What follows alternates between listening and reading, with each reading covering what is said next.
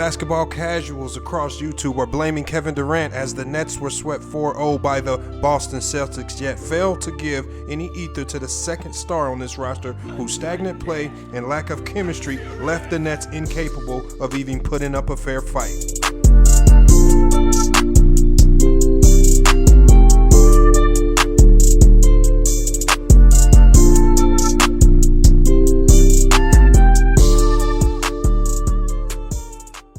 All right, let's go ahead and go to the drawing board right here. As you guys see right here, Kyrie Irving is stagnant, standing behind the play. Now, some of the things we want to watch for is he making a concerted effort to get involved in these plays? How does his chemistry look with the unit that's on the floor? Right? And does he even look engaged? And these are playoff games that we're talking about. That's why these clips are primarily from just this Boston-Brooklyn series. But as we look at this transition play right here, look at the effort. We're going to just simply watch the effort on Kyrie Irving's part simply to get involved in this play. And this is in the second quarter of a very meaningful game. Again, we mark everybody on the floor. We see what's going on. KD is set to take off. Steph Curry's already ahead of the play. Kyrie Irving's the only Nets player behind the play on this particular set. Look, here's another action right here. We talk about what sets do they run? A lot of people, a lot of the casuals talk and say the Nets don't have any sets. They're just playing iso ball. That's not true. If you're familiar with what the Nets are doing right now, this is called a pistol set, where the center who trails comes down and he's screening the ball. After this screen happens, there's supposed to be a DHO with the guard that's in the ball side corner. That's Kyrie Irving, number 11, standing in that corner. Let's watch his action. Does he come to accept the DHO? Or is he stagnant, leaving KD with little to no options on this particular play? Let's watch the action as it evolves. And again, Kyrie Irving, he blows up the pistol set because he doesn't accept the DHO, where Kevin Durant's supposed to flare out to the wing after the DHO to make this play work effectively. Again, moving bodies makes this offense work, but when you don't run it correctly with a shot clock, you don't have time to sit there and yell at him to do his job. You just have to continue to play on. What does Kyrie Irving do? He stands. KD's left to miss an elbow jumper again right here. Out of their sets, this is their horn set. All right, out of their horn set, KD's left to go ISO because Kyrie Irving is simply failing for whatever reason. Why he's not running the offense correctly? He's not coming to get any of these DHOs to jumpstart this offense as he's stagnant, standing in the corner. Once again, another jumper is missed. We see another offensive set right here. Kyrie Irving, again, stagnant, standing in the corner, while KD is forced to go ISO at the top of the key, which is not his strong suit, nor one of the strongest spots on the court for him, but he's forced to go ISO against bigger, more physical defenders time and time again. And we see, because of the big bodies, because of the load that's being put on him all night, and again, we see it right there. Kyrie Irving simply hands on his hips, walking away from the play, not engaged. Let's see his activity on this set. Again, another pistol action set right here, but he's walking. Again, more action, walking off ball where he should be diving in, especially when the shot's up. All right, Kyrie's the crash guy on this play. Bruce Brown is the release guy. Kyrie Irving again loafs in, doesn't make any effort to get into play. Right here again, as KD drives, where's the activity by Kyrie Irving? Right, everybody's loaded up on Kevin Durant. You see four bodies, you see four sets of eyeballs on Kevin Durant. Right, you see Marcus Smart in there, you see Robert Williams, you see Jason Tatum, and you see Al Horford all in the paint. And Kyrie Irving is still not making any basketball moves to get open, to take some of this pressure off of Kevin Durant. And this leads to a dump down where luckily they make the bucket. And then this is one of the most, I think this is one of the plays that really exposes the lack of chemistry and the lack of effort by Kyrie Irving. In this play right here, this is a horns look right here where Drummond sets the screen. And what did I tell you guys in the live streams? I told you guys in the live streams many times, whenever they ran this horn set, the Celtics would load up and completely take this catch away from Kevin Durant, because they know if he can catch it back to the basketball in that short post area or in that mid-range area, you're essentially cooked because you can't defend it because he's a 7-footer playing out on the perimeter. So no matter how high you can jump or how tall you are, you're just not going to be able to contest those shots that he shoots at about 50 to 60%. So what do? They load up ball side, as you guys can see in this clip, right? Tice does a great job of not going back out to defend Drummond. Drummond knows he can't dive into the paint right now because KD's occupying that space because that's where he wants the ball. So Drummond's staying flared out, but Tice is smart enough to know, I'm going to ice this screen. I'm going to force Seth Curry to give this ball up. And with them understanding that Kyrie Irving, who right now is already out of the play, not making any real effort to get engaged in this play, where if this play is blown up as the opposite guard, he needs to be digging into Horford's body and then flashing over to the ball. Let's watch Kyrie Irving's activity as 4 Celtics are crowded around Kevin Durant, taking away this action. They're doing everything in their power so that Kevin Durant does not get the ball in his sweet spot. But does Kyrie Irving fulfill his duties, right, to bail Seth Curry out of this bad situation, or does he leave Seth Curry with the worst option on the floor right now, which is to pass the ball to Drummond? Watch how the play unfolds. Right, we see all of the bodies in the paint. Kevin Durant's well guarded. Kyrie Irving needs to shift over. Does he shift over? No. Drummond gets the ball, kicks it out to Bruce Brown. That's the shot the Celtics want, and he clanks it. All right, we see another action right here. This is another one of those actions. This really exposes his stagnant play and his lack of effort. You would think this is a regular season game based on his effort. So he does a good job of going back door, but this is where he gives up on the play. Okay, so you go back door, you don't get it.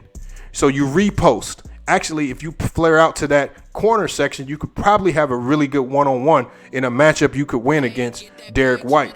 But what does Kyrie do? As soon as Seth gets the ball, he gives up on the play. Watch his effort. He's not even fighting for position. Seth Curry has no options, right? He takes the screen from Blake Griffin.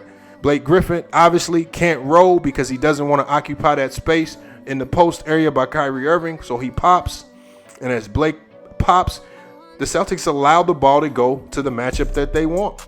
And that's Blake Griffin shooting a 3 towards the end of the shot clock, which he clanks. These are the possessions. These are the possessions that the Nets needed to win in order to be competitive. They lost this series by a combined 18 points. Imagine on these plays, if they could redo some of these plays and actually get buckets out of them, it completely changes the series. Right, and it's crazy because in game 1, we literally watched Kyrie Irving. Drop 39 points. We watched him drop 39 points on 60% shooting, 6 to 10 from the three-point line. So we know he has it in him. I'm not particularly sure what happened. I don't know what happened the other 3 games. It's like the man just simply checked out on his team, stopped giving any effort or energy, and this is what the Nets dealt with all year from Kyrie Irving, a guy that seemed either checked in some games or completely checked out other stretches. And unfortunately for the Nets, he checked out at the wrong time as he completely let this team down. And Kevin Durant was really forced to just do everything by himself, or at least attempt to do so, shooting these types of shots over multiple defenders. And this leaves one to think, is it roster construction? Or is it just the mental makeup of players like Kyrie Irving that needs to be checked? And when we look at this play right here, this is another play right here. Again, most casuals won't understand the complexity here, right? But here's one of the things that stood out to me. Okay, why is Kyrie Irving and Bruce Brown, why are these the 2 guys down there rebounding? Well, if you look at the shot clock, 22 seconds on the clock. If you look at the foul count and the foul situation, Blake Griffin can't afford to foul right now, right? So they stick their guards down there in hopes that KD actually makes these free throws. He ends up missing this one right here. In the event of a miss, the Nets are supposed to immediately foul to stop the clock and not allow the Celtics to get in transition. Remember, 22 seconds left in your season. Kyrie Irving has one job. If his man or a man in his vicinity gets the rebound, foul to stop the clock and stop the play. Watch as he completely forgets his assignment, and this costs them the series. Okay, so KD misses the free throw. You have Kyrie supposed to be boxing out. All right, obviously, if KD misses this free throw, their job is to foul. Ball comes off the rim. What is Kyrie Irving doing? Kyrie Irving needs to already be on ball, fouling to stop the play. Right? Boston's already up 2 points. What does Kyrie Irving do? He's still standing. He's still standing. He's still standing. Even Bruce Brown forgot his assignment. Right? He's still standing. The only person that remembered was Dragic. Now, Dragic understands I don't have time to shout out commandments to people that forgot their roles. Dragic is thinking react. Dragic goes to react to the ball. But what happens when Dragic reacts to the ball? Dragic shoots to the ball to go foul, to stop the play. But when he goes to foul, what he does is he actually releases Marcus Smart. This allows Marcus Smart to get out in transition. And this was the play that essentially sealed the game. As Marcus Smart missed the layup, Horford is able to get the putback layup, putting them up 4 points with 14 seconds on the clock, which ultimately sealed the season for the Brooklyn Nets.